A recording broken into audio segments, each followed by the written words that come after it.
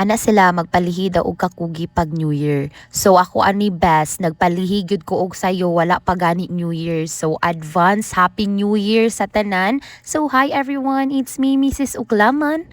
For today's video kay ubani ko ninyo manlimpyo sa bintana. Kay panalagsa raman mo activate ang atong kakugihan no. Susulito nato ni kay ninggana ang akong pagkakugihan ani. So may na lang malihian ta ani pagkakugihan sunod tuig na kugihan jud ta permanente mang limpyo kay usahay ra ba gyud talagsa ra kay tamang limpyo no.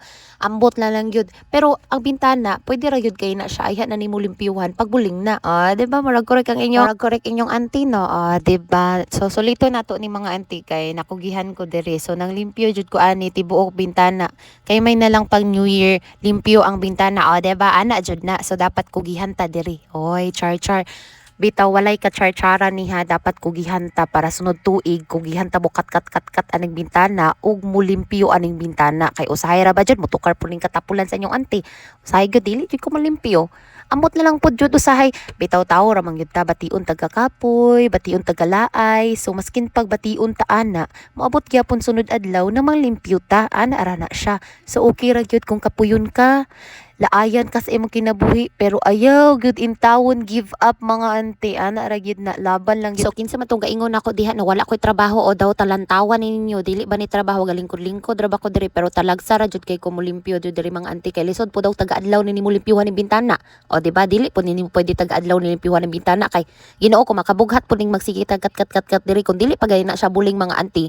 Limpyo pag na siya lang taon ay pwede ra gyud kay na nimo sunod semana nimo limpyuhan or sunod bulan nimo limpyuhan ana gyud dili gyud na nimo everyday no dili ka mag-ingon ana mga auntie na wala koy trabaho kay kat ko diri mao ganing nagpalihi kog kakugi diri kay para makugihan ko kini ra ba kong kakugihan best kay wither ra ba ni so solito na lang ni nako samtang gibati ko og kakugi di ba ana ra gyud na siya kay lisod sab maglingkod-lingkod ra ko nya New Year malihian ta naglingkod-lingkod. So kay hapit naman 2025 mga best. So ang atong 2024 kay grabe man ang kapait kalisod ang atong natagamtaman. So dapat sunod tuig mga best dili na ta magkalisod man gani ta pero naagya pun tay kwarta sa atong pitaka best. Dili ta magkanang mawad-an jud best kay grabe na jud kaapiki ang panahon ron best. Ultimo kanang mga palitunon best grabe na ang pagmahal. So dapat ang ato ang goal sunod tuig kay maning kamo ta more kamras pa jud best kay kung kugihan gani kamo kiyod best so kugihan pud kamo kayod best ana ra gyud na siya best so dapat sunod tuig no kay kugihan na tatanan kwartahan na tatanan charnes beto ana jud na mga best para dili na tabitaw as in